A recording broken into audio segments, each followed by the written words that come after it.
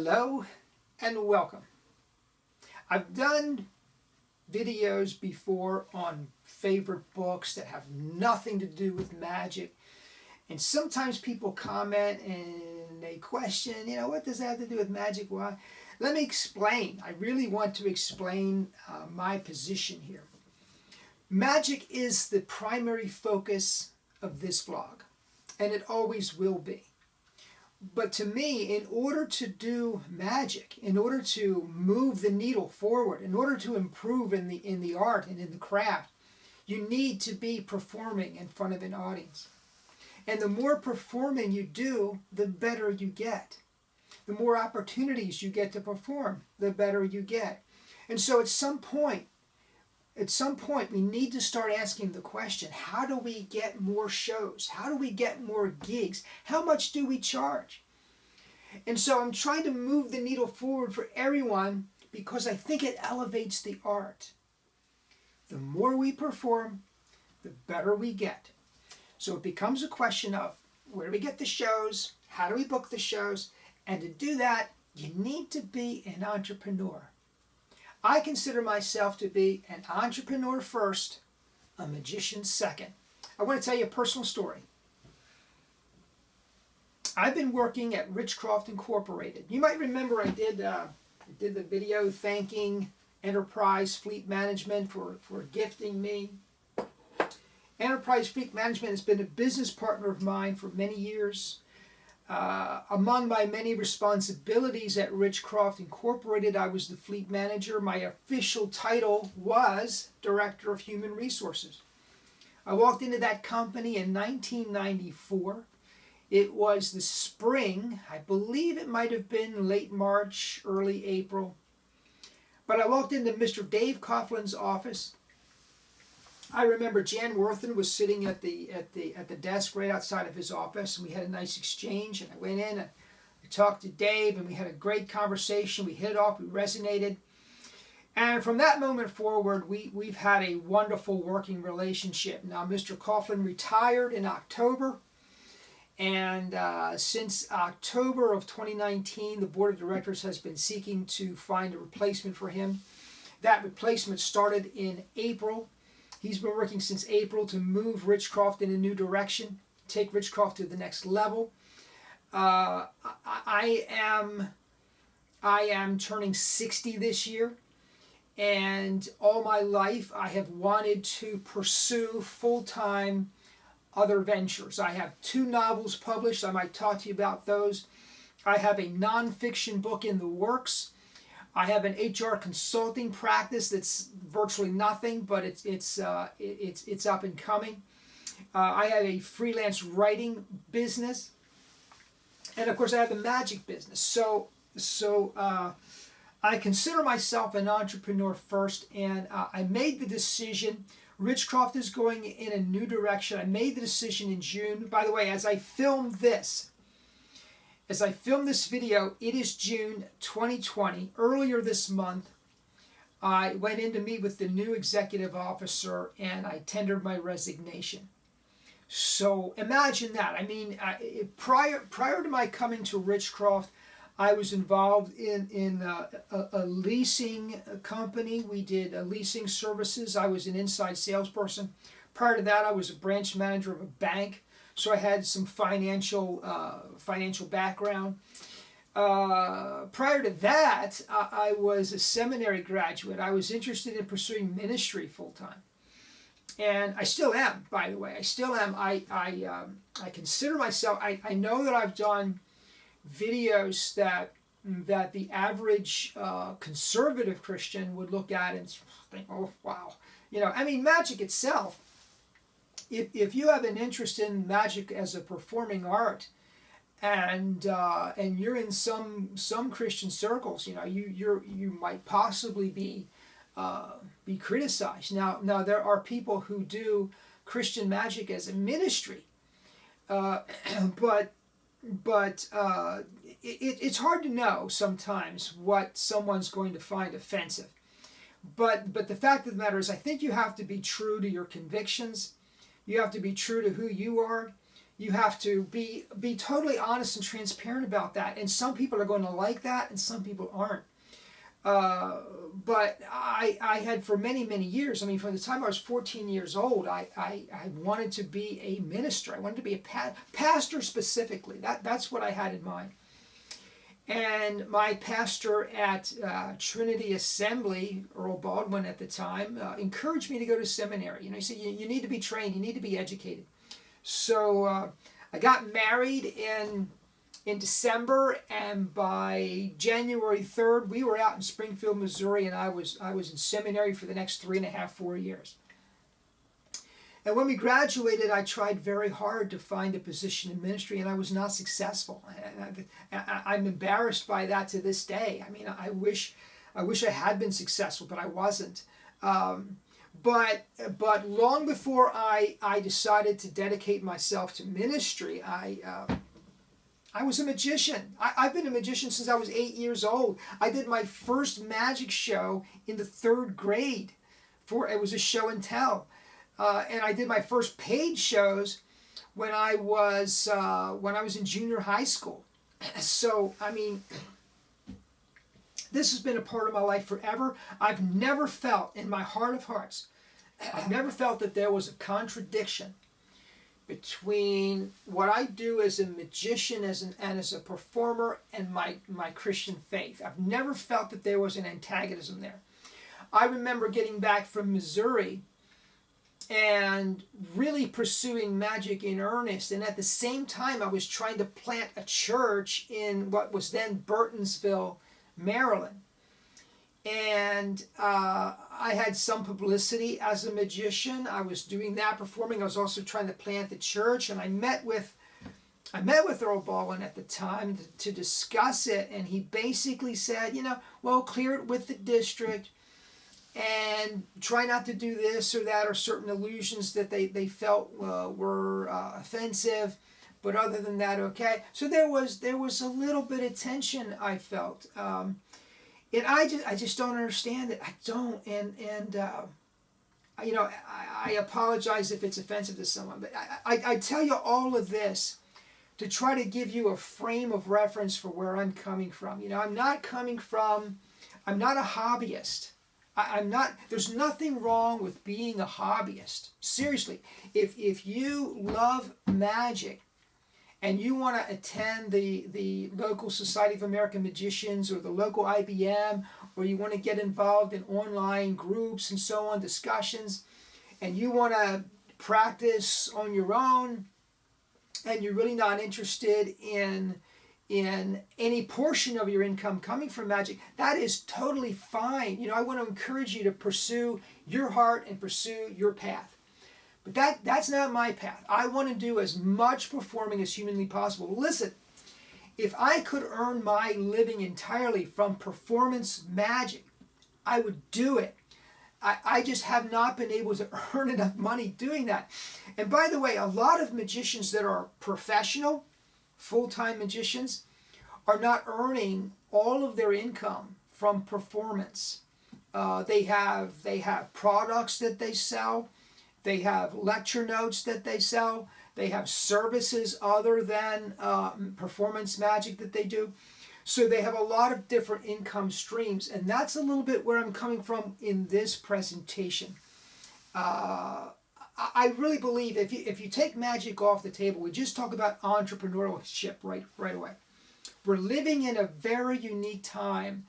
Every period in time is unique. But I really think, as a human resource professional, I really see a shift going on that I'm not sure everyone is aware of. We're moving away. I just finished. I haven't left yet, by the way. I'm still working at Richdraw. But my last day will be sometime in the next 3 to 4 weeks, okay? But the idea of walking into a company in 1994 and resigning from that company in 2020, that is almost unheard of today. It still happens. People do it. My brother has been with the police force since he got out of college. and he's thinking of retiring. So there are certainly lifetime careers that happen with a particular organization or company or so on. But I think that the trend is moving toward what I would call, and other people have called, a gig economy. So instead of working for a company, you work for yourself and you do gigs. You have an expertise that a company hires you on to do for a period of time, and then you go on to another gig. And magicians are used to this. That's what we do. And I think it's at the heart of being an entrepreneur. You have a service, or you have a talent, or you have a skill, and people pay you for that service, talent, skill, as opposed to paying you an hourly wage or paying you a salary.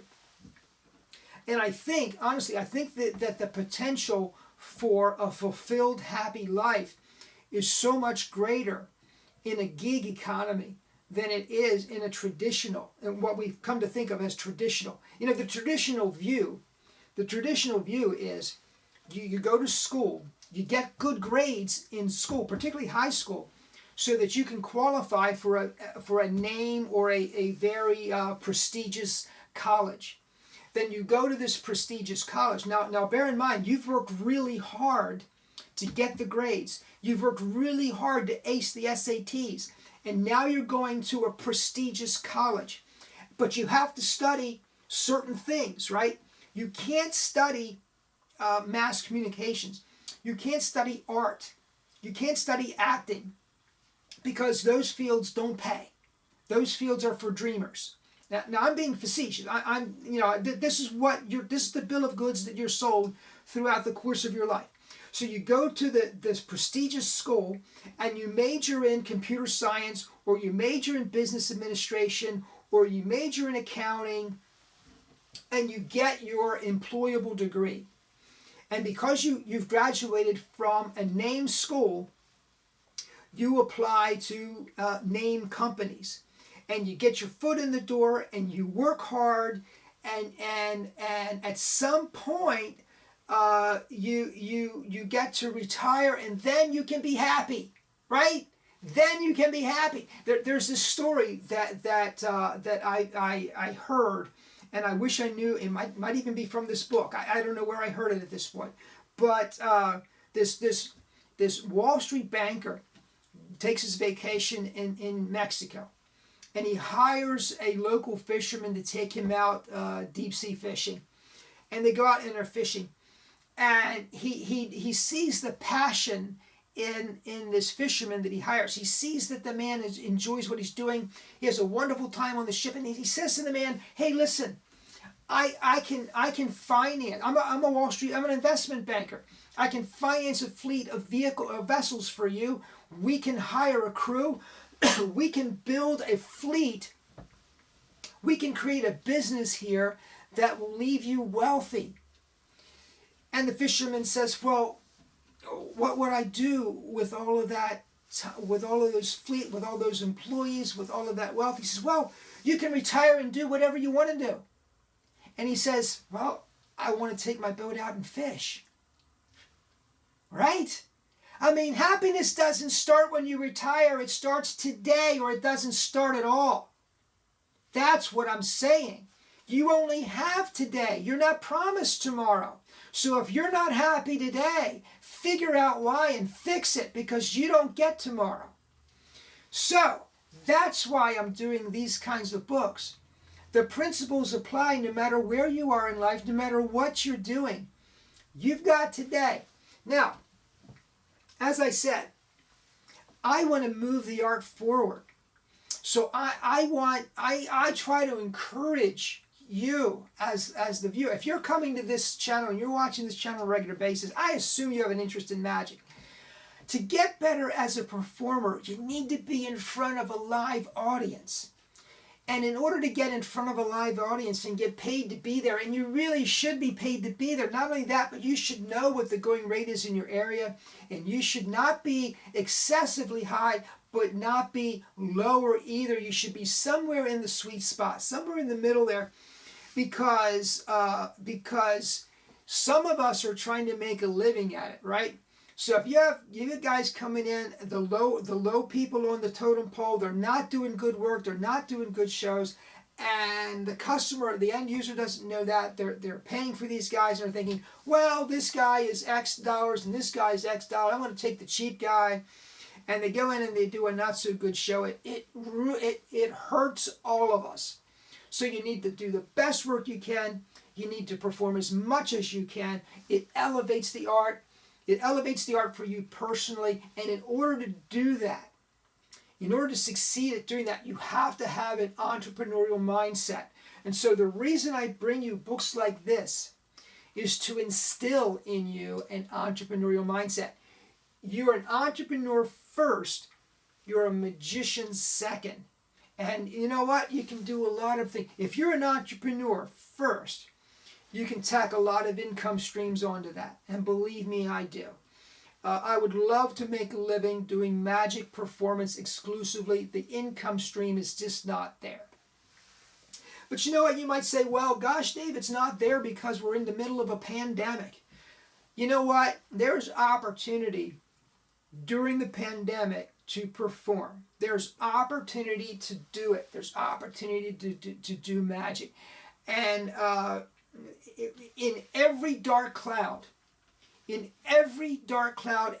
adverse circumstance, there is an opportunity. We just need to find it. We need to mine it. We need to get to it. And folks, that is the entrepreneurial mindset. Always the optimist, always the hard worker, never, ever, ever give up. So let's talk for a moment about this book. I was going up to, I think it was a FedEx store to pick something up that had been mailed to me, and it was delivered at the FedEx store. And they had books for sale at the FedEx store, and this was one of them. Now or Never, Your Epic Life in 5 Steps. The Bridge from Where You Are to Where You Want to Be by Alexi Panos and Preston Smiles. So I see this thing sitting there, and you know, like everybody, what do you do when you pick up a book, right? You read the quotes on the back, and then you flip to the front, and you look down through the table of contents. So you go, oh, let's see, step 1, you always have a choice. Step 2, be radically responsible. Step 3, act now. Step 4, own who you are. Step 5, have a blast. And so you read that and you think, oh, that looks interesting. And then you read the introduction and it kind of appeals to you. You look at the price. By the way, this is Simon & Schuster. You know, I love publishing. I love books. I write books. And I got to admit, when I see a huge name like Simon & Schuster, a big name, as a publisher, it says something to me. Now I read a lot of indie books. And by indie, I mean independently published. I am an independently published person. I think that's the wave of the future for publishing.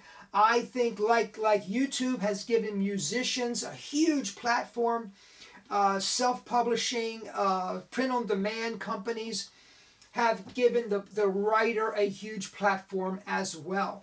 So I do not in any way, shape, or form look down upon an indie published book. I am an indie writer. But when I do see that, it's almost like having a PhD after your name. You know, it does add some credibility, and I appreciate that. So anyway, I pick this thing up, and I bring it home, and boy, what an inspiration. You know what? I think Zig Ziglar has said, motivation is like bathing. You don't need to do it every day, but you should. So...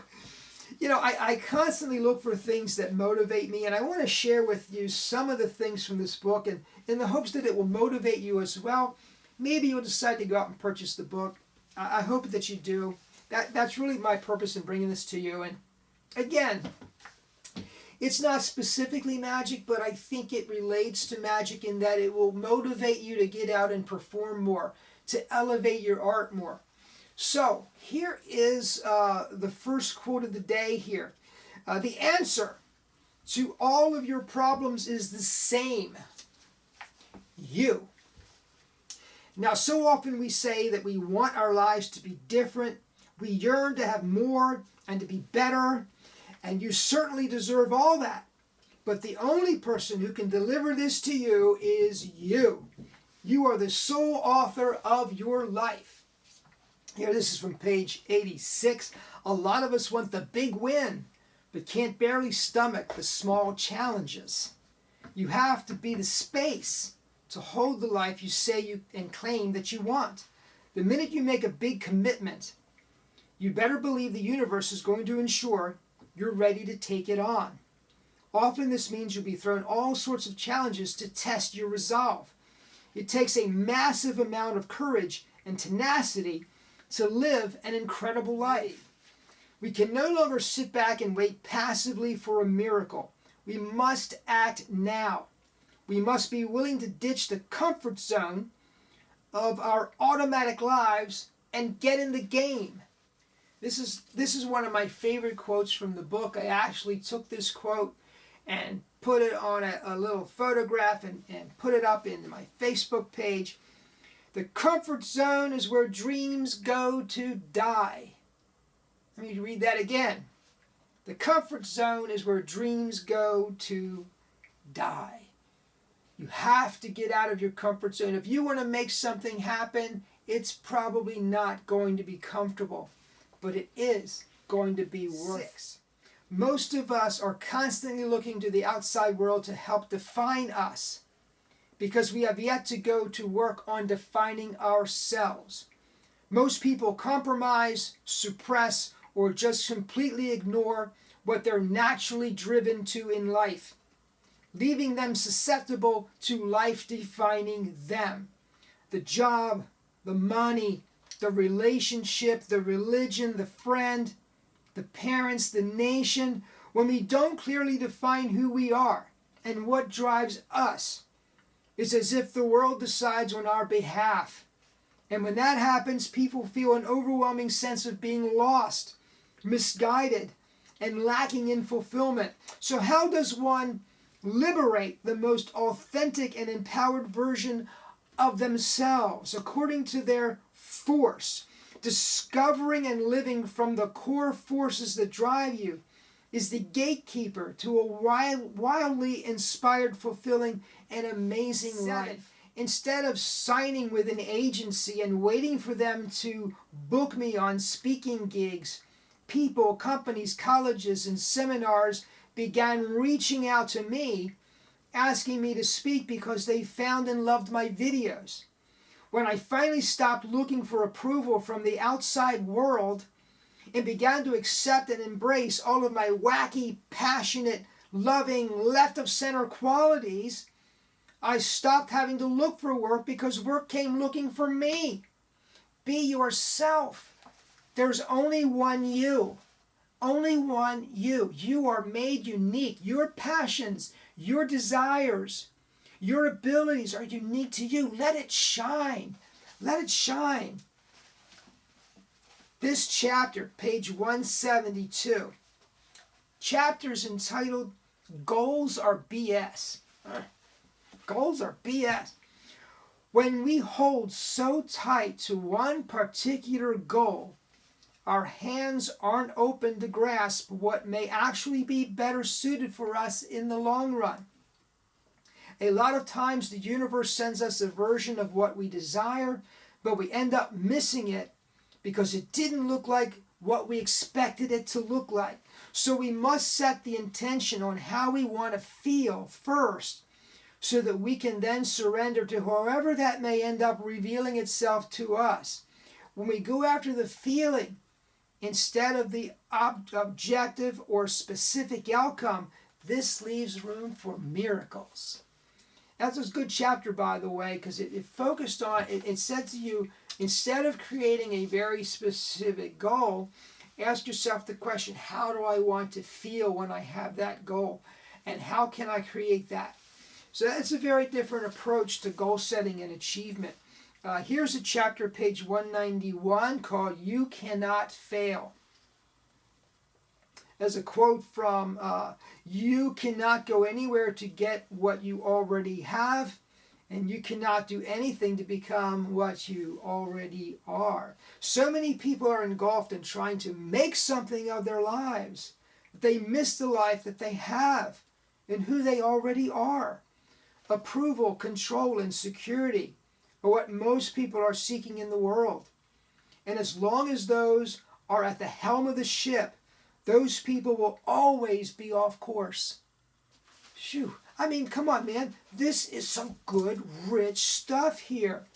Here, page 199. If we're not living it up and enjoying our moments on this planet, we're missing out on the best part of the human experience. So don't be so damn serious. We've gotten so caught up in chasing the carrot that we've forgotten to enjoy the journey along the way. Love that, folks. Love that. And finally, just the last quote I'm going to share with you. I hope that this wets your whistle and makes you decide to go out and get it. It's time to stop focusing on trying to survive, to make a name for yourself, to get it right, and to get through another day. It's time to stop being so caught up in work and struggle and start doing more of what turns you on and makes your heart happy. Make this a priority and you instantly up the amount of aliveness you feel on a day-to-day basis. Hey, folks, the book is Now or Never. I encourage you to pick it up. I encourage you to read through it. You know, it took me a while to read through this. I generally read 10, 12 books at a time. The way I do it is I'll read maybe a chapter, maybe 20 pages or so, and then I start to get a little tired of them. Put that down, pick up another one, read it. It took me a while to read this thing from cover to cover, but I'll tell you what, there's a lot of books I don't make it to the end, you know, because they just aren't holding me. This book held me through every chapter, every page. There's wisdom on every page.